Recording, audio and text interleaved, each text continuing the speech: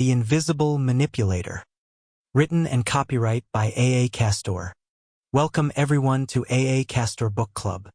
Today's story is The Invisible Manipulator. Prepare yourselves for a chilling journey into the life of a man who discovers a terrifying power, the ability to be utterly ignored by everyone around him. This tale explores the dark and twisted path of a man whose unchecked power leads him to a tragic end, showcasing the harrowing consequences of an absolute disregard for others. Chapter 1: The Discovery. In a small, cluttered lab tucked away in the basement of his suburban home, Dr. Jonathan Fields, a brilliant but reclusive scientist, had been working on a groundbreaking experiment for years. His goal was to achieve human invisibility, a feat that had eluded scientists for centuries. Driven by ambition and a thirst for recognition, Jonathan's obsession with his project grew, consuming his every waking moment.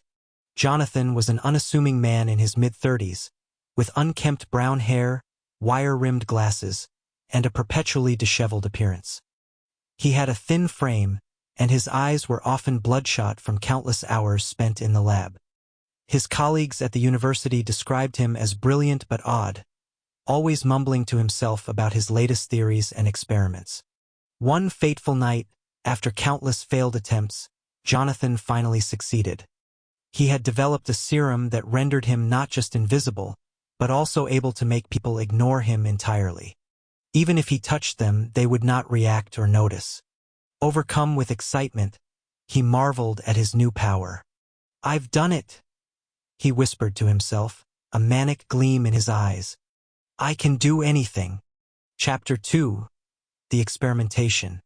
At first, Jonathan used his newfound power for innocuous purposes, like sneaking into movie theaters and museums without paying. He relished the thrill of walking past ticket booths and security guards, the freedom to explore restricted areas without fear of being caught. He wandered through art galleries after hours, studying masterpieces in the solitude of the night, the quiet amplifying his sense of invincibility. But as the novelty of these harmless exploits began to fade, Jonathan's darker urges began to surface. He found himself drawn to places where he could observe people in their most vulnerable moments. His neighborhood became his hunting ground. He would walk the streets at night, slipping into homes through unlocked doors and windows, watching families as they ate dinner, couples as they argued, children as they slept. Jonathan's first intrusion was into the home of his neighbor, the Morrisons. They were a young couple with a toddler, and their life seemed perfect from the outside. Jonathan watched them through their living room window, fascinated by their evening routine.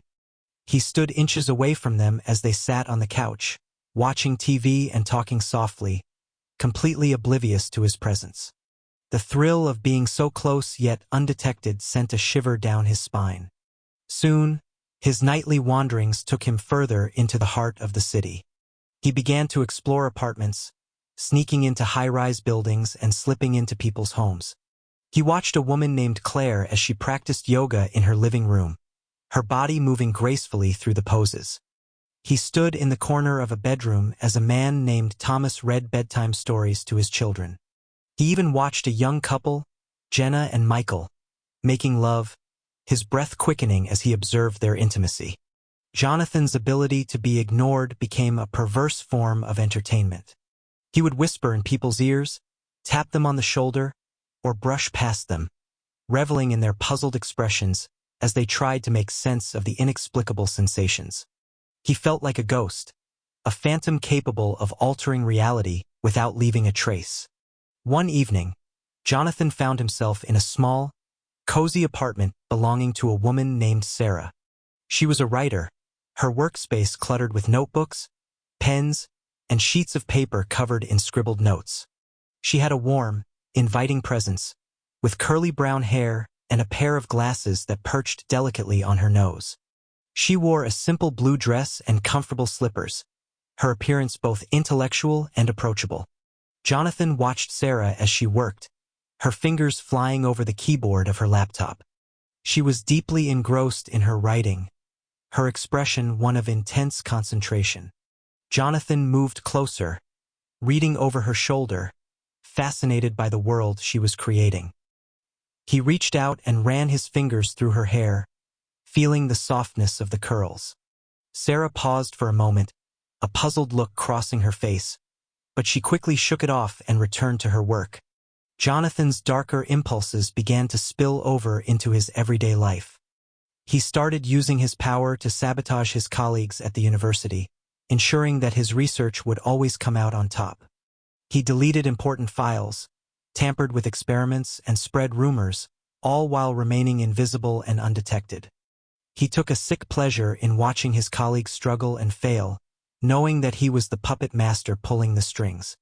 Jonathan's ability to manipulate outcomes without consequence gave him a godlike sense of invincibility. He felt unstoppable, a master of his own destiny, and he reveled in the power he held over the lives of others. He was no longer content with merely observing. He wanted to control, to dominate, to bend the world to his will. Chapter 3: The Temptation. One evening, while wandering invisibly through a nearby park, Jonathan stumbled upon a young woman named Emily. She was beautiful, with long auburn hair that cascaded in soft waves down her back, and a warm smile that lit up her face. Her eyes were a striking shade of green, and her skin was fair and flawless. She often wore casual, comfortable clothing, jeans, t-shirts, and light sweaters that complemented her natural beauty. Jonathan became instantly infatuated with her, and his perverse curiosity turned into an unhealthy obsession. He began to follow Emily, learning everything about her life. He watched her at work, followed her to the gym, and even entered her apartment to observe her private moments. Emily had no idea she was being watched, and Jonathan's obsession grew more intense with each passing day. Chapter 4: The Abuse of Power. Jonathan's behavior became increasingly intrusive. Reveled in the power he held over others. He began to abuse his abilities more openly, manipulating people for his amusement. He would trip people on the street, causing them to stumble and fall, then watch with a twisted smile as they looked around in confusion. He stole money from wallets and purses, knowing that no one would ever suspect him. One day, he targeted a woman named Margaret. She was in her 20s, with brown hair pulled back into a neat bun and wearing a floral dress. She was known in the neighborhood for her kindness and often baked cookies for the local children. Jonathan tripped her as she walked down the street, watching with a sick satisfaction as she fell to the ground, her shopping bags spilling their contents. "Look at them," he muttered to himself one day, watching a group of friends laughing at a cafe. Among them was Lisa, a petite blonde with sparkling blue eyes and a bubbly personality. She wore a bright yellow sundress that highlighted her cheerful demeanor. "They have no idea I'm here. I could do anything to them and they'd never know." Jonathan's actions escalated further. He began to sexually harass women in public places, knowing they couldn't see or feel him. He touched them inappropriately on the subway, in crowded bars, and even at work. He felt a twisted sense of pleasure in knowing he could violate their personal space without any repercussions. Chapter 5: The Perversion. As Jonathan's confidence grew, he began using his power to manipulate others more openly. He kissed women in public, touched them inappropriately, and no one noticed or reacted. The sense of power and control was exhilarating. He could do anything and everything, and people would simply ignore him. One afternoon, he watched a woman named Sarah sitting alone in a park, reading a book. She had curly brown hair that framed her face and wore glasses that gave her an intellectual look. She was dressed in a simple blue dress and sandals. He approached her, invisible and unnoticed, and sat beside her. He leaned in, inhaling the scent of her hair, and whispered in her ear. She didn't flinch or acknowledge his presence. "You're beautiful," he said softly, running his fingers through her hair. "You have no idea how much I want you." Sarah continued reading, oblivious to his advances. Jonathan felt a rush of excitement. He reached out and caressed her cheek, marveling at the softness of her skin. "You're mine," he whispered, pressing his lips to her neck.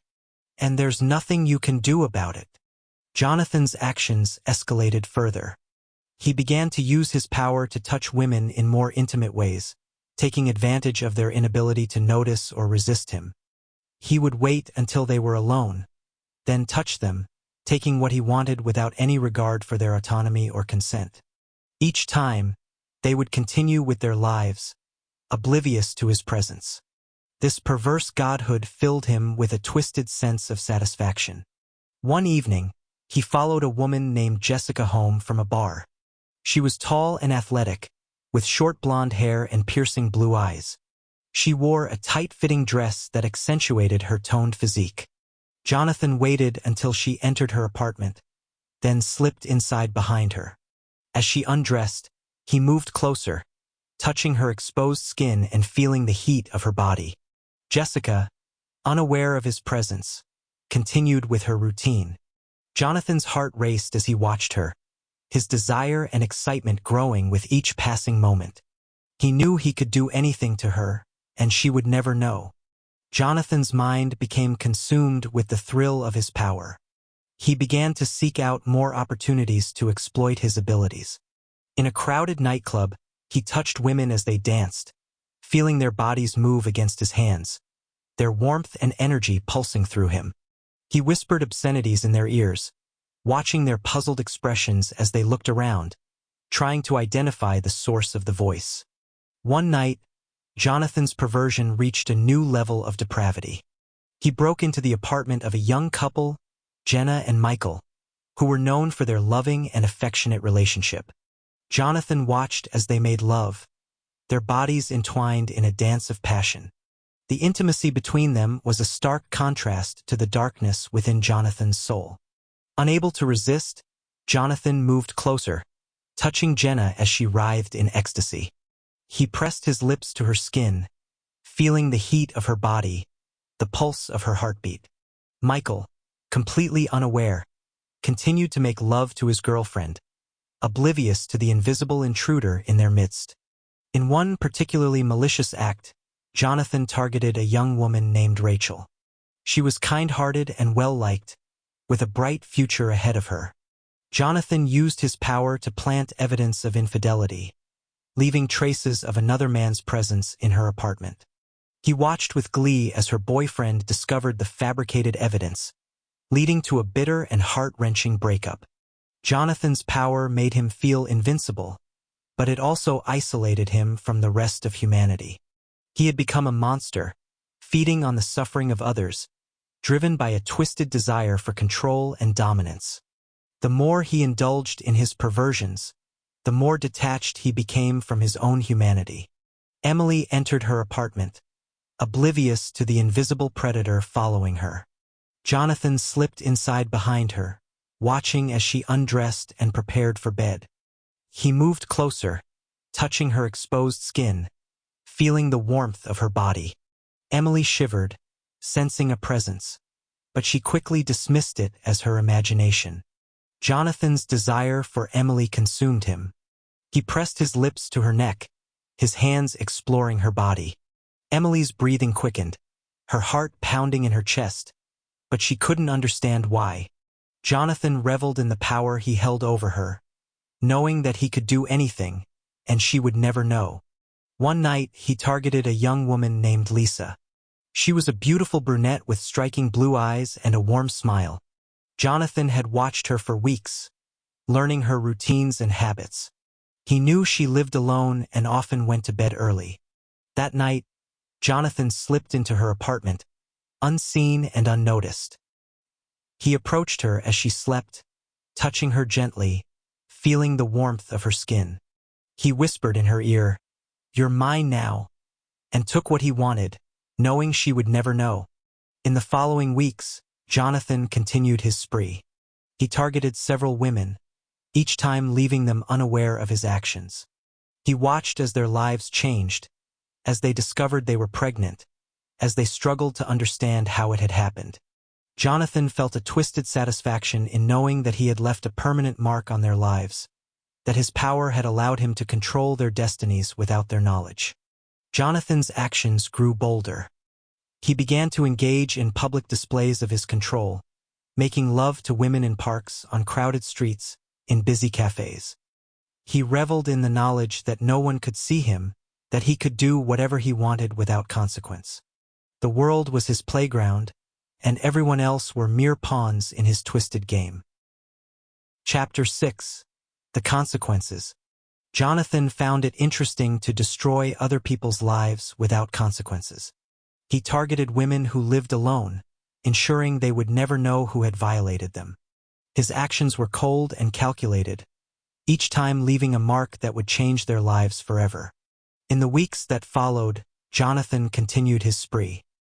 He watched as the women he targeted discovered they were pregnant, their confusion and distress feeding his twisted sense of satisfaction. The knowledge that he had irrevocably altered their lives without their consent filled him with a perverse joy. Jonathan's sense of invincibility grew with each successful act of impregnation. He felt like a god, his power absolute and unquestionable. He reveled in the chaos he created, the lives he altered, and the suffering he caused. The world was his playground, and he was its master. One night, Jonathan targeted Emily. She was sitting alone in a coffee shop, her blonde hair cascading over her shoulders as she sipped her latte. She wore a floral dress that complemented her cheerful demeanor. Jonathan slipped into the seat beside her, his touch lingering on her arm.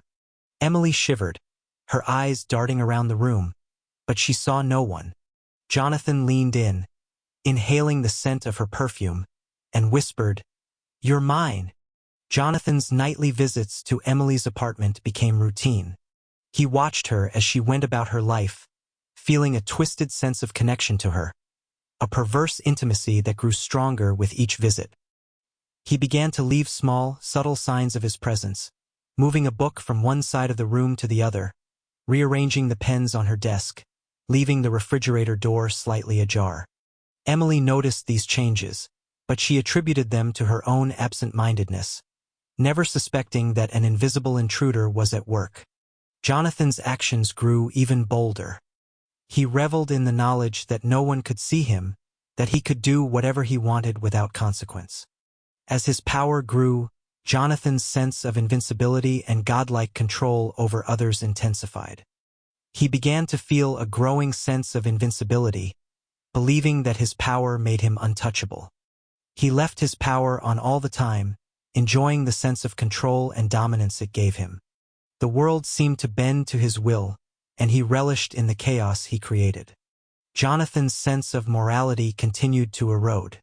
He had become a monster, feeding on the suffering of others, driven by a twisted desire for control and dominance. The more he indulged in his perversions, the more detached he became from his own humanity. His reign of terror seemed unstoppable, but as with all things, it was destined to come to a tragic end. Chapter 7. The Downfall. One night, while leaving a bar in a state of euphoria, Jonathan decided to use his power as he walked home. He felt invincible, untouchable. As he stepped off the curb, a car sped toward him. The driver, unable to see or notice him, struck Jonathan with full force, sending him sprawling onto the pavement. Dazed and injured, Jonathan tried to crawl to safety, but his power was still active. Another car came barreling down the street, and the driver, unaware of Jonathan's presence, ran over him. His body was crushed under the weight of the vehicle, pain searing through every fiber of his being. Chapter 8. The Ignorance. He lay on the road, bleeding and broken, but no one stopped. Pedestrians walked by, drivers swerved to avoid him, but no one acknowledged his existence. His power, the very thing that had given him a sense of godhood, was now the cause of his demise. Jonathan's mind raced as he lay there, his life slipping away. He thought of all the people he had hurt, the lives he had ruined. He realized too late that his power had made him blind to the humanity of others. In his quest control, he had lost his own humanity. "Help me," he whispered again, his voice weaker this time, almost a whimper. But the world moved on around him, indifferent to his plight. The night air was cold, and he could feel his strength ebbing away with each passing moment. Chapter 9. The End. Jonathan's life ebbed away as he lay on the cold asphalt. The world continued to move around him, people going about their lives, completely oblivious to the dying man at their feet. His power, which had allowed him to manipulate and control others, had rendered him utterly insignificant in his final moments. As darkness closed in, Jonathan realized the true cost of his actions. His abuse of power had led to his isolation and ultimately his death. The thrill of being ignored, of manipulating others without consequence, had come full circle. In the end, he was nothing more than a forgotten, invisible man.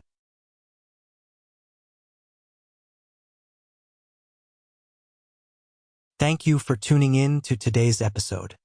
If you enjoyed the story and would like to hear more, please share this podcast with your friends and rate it on your favorite podcast platform.